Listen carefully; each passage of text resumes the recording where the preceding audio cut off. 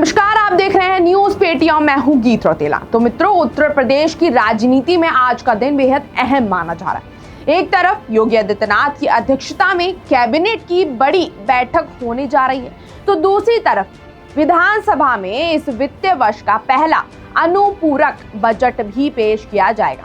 लेकिन सवाल सिर्फ बजट का नहीं है, सवाल ये है कि आखिर चुनाव से पहले योगी सरकार की योजनाओं पर सबसे बड़ा दांव लगाने जा रही है।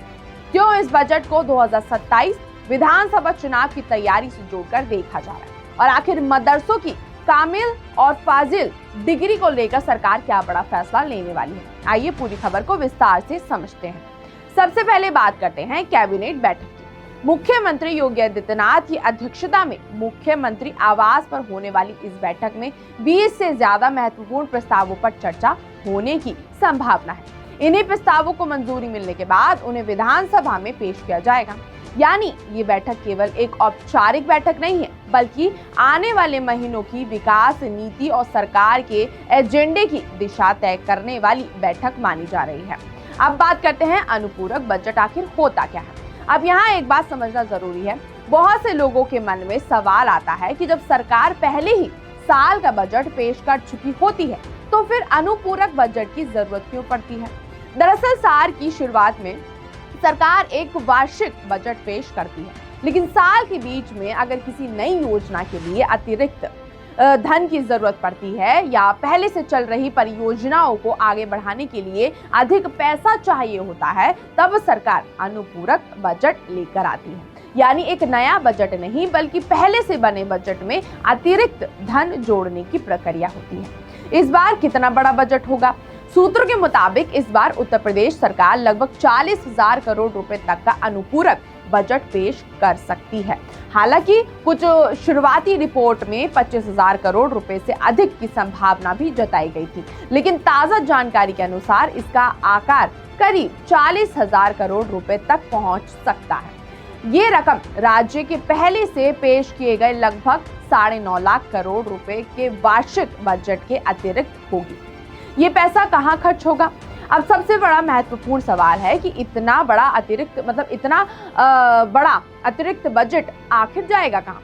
सरकार का पूरा फोकस इंफ्रास्ट्रक्चर पर रहने वाला है। यानी अधूरे एक्सप्रेसवे तेजी से पूरे किए जाएंगे, नए लिंक एक्सप्रेसवे को गति दी जाएगी, सड़क संपर्क मजबूत किया जाएगा, औद्योगिक क्षेत्रों का विस्तार होगा, नए निवेश आकर्षित करने की कोशिश होगी, धार्मिक पर्यटन को और बढ़ावा दिया जाएगा।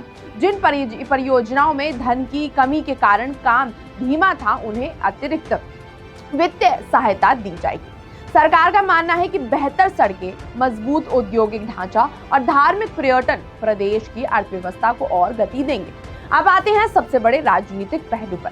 राजनीतिक जानकारों का मानना है कि ये सिर्फ विकास का बजट नहीं, बल्कि 2027 विधानसभा चुनाव से पहले सरकार के विकास एजेंडे को तेज करने की तैयारी भी है।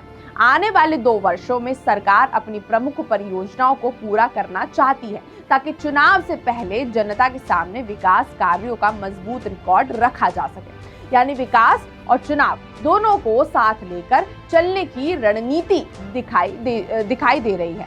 अब बात उस फैसले की जिसकी चर्चा सबसे ज्यादा हो रही है। कैबिनेट बैठक में मदरसा शिक्षा परिषद अधिनियम 2004 में संशोधन का प्रस्ताव भी रखा जा सकता है। अगर इस प्रस्ताव को मंजूरी मिलती है, तो प्रदेश में मदरसों की कामिल और फाजिल डिग्री को आगे मान्यता नहीं मिलेगी। बहुत से लोग इन डिग्री के बारे में नहीं जानते। कामिल डिग्री को पहले सामान्य तौर पर मास्टर स्तर के बराबर माना जाता था, जबकि फाजिल को स्नातक यानी बैचलर स्तर के समक्ष माना जाता था। इन पाठ्यक्रमों में इस्लामी अध्ययन, अरबी भाषा, कुरान, हदीस और फिक्र जैसे विषय पढ़ाए जाते हैं। अब सरकार इस व्यवस्था में बदलाव का प्रस्ताव ला रही है। यदि कैबिनेट मंजूरी देती है, तो आगे की प्रक्रिया विधानसभा में पूरी होगी। इसके साथ कैबिनेट एजेंडा में कई अन्य महत्वपूर्ण प्रस्ताव भी शामिल बताए जा रहे हैं। जेवर लिंक एक्सप्रेसवे से गंगा एक्सप्रेसवे को जोड़ने से संबंधित प्रस्ताव रखे गए हैं। प्रयागराज चित्रकूट क्षेत्रीय विकास प्राधिकरण के गठन का प्रस्ताव भी रखा गया। प्रदेश में 7 बहुउद्देश्य हब के लिए भूमि हस्तांतरण की बात की गई है। विश्वकर्मा श्रम सम्मान योजना 2.0 में संशोधन करने की बात कही गई है और मौसम आधारित फसल बीमा योजना लागू करने का प्रस्ताव भी रखा गया है। समुदाय परियोजनाओं की समय सीमा बढ़ाने का प्रस्ताव रखा गया है। आईटी और इलेक्ट्रॉनिक्स विभाग से जुड़े प्रस्ताव भी शामिल हो सकते हैं। इसके अलावा लाखों आशा और आंगनवाड़ी कार्यकर्ताओं के लिए भी अच्छी खबर आ सकती है। सूत्रों के अनुसार सरकार उनके मानदेय में बढ़ोतरी का फैसला कर सकती है। हालांकि अंतिम निर्णय कैबिनेट की मंजूरी के बाद ही स्पष्ट होगा। इसके अलावा वकीलों के लिए कैशलेस इलाज जैसी सुविधा पर भी विचार किए जाने की चर्चा है। अगर पूरे एजेंडा को देखें तो साफ दिखाई देता है कि सरकार 3 मोर्चों पर एक साथ काम करना चाहती है। पहला, बुनियादी ढांचे को मजबूत करना, दूसरा, उद्योग निवेश और रोजगार बढ़ाना और तीसरा, धार्मिक पर्यटन के जरिए प्रदेश की अर्थव्यवस्था को नई गति देना। यानी कि जो योगी सरकार जो चाहती है, योगी आदित्यनाथ जो चाहते हैं कि उत्तर प्रदेश में बदलाव ही दिखे, तो वो इन सारी चीज़ों को पूरा कर बदलाव एक दिखा सकते हैं, बदलाव की तस्वीर अच्छी तरह से दिखा सकते हैं, इसलिए वो इस पर बात करने वाले हैं।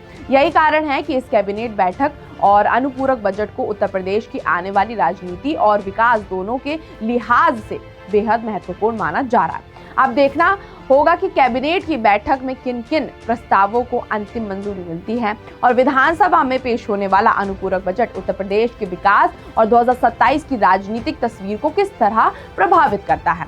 फिलहाल इस पूरे घटनाक्रम पर हमारी नजर बनी हुई है।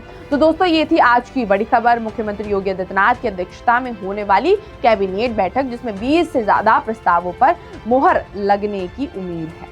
मदरसों की कामिल फाजिल डिग्री पर बड़ा फैसला होगा। करोड़ों के अनुपूरक बजट की तैयारी और प्रदेश के इंफ्रास्ट्रक्चर व कल्याणकारी योजनाओं को नई रफ्तार देने की पूरी योजना योगी आदित्यनाथ ने कर ली है और इसके बारे में भी वो विस्तार से बात करने के लिए तैयार हो चुके हैं। अगर आपको ये जानकारी अच्छी लगी हो तो वीडियो को लाइक करें, चैनल को सब्सक्राइब करना ना भूलें और अपनी राय कमेंट में जरूर बताएं। मिलते हैं अगली खबर के साथ, तब तक के लिए नमस्कार।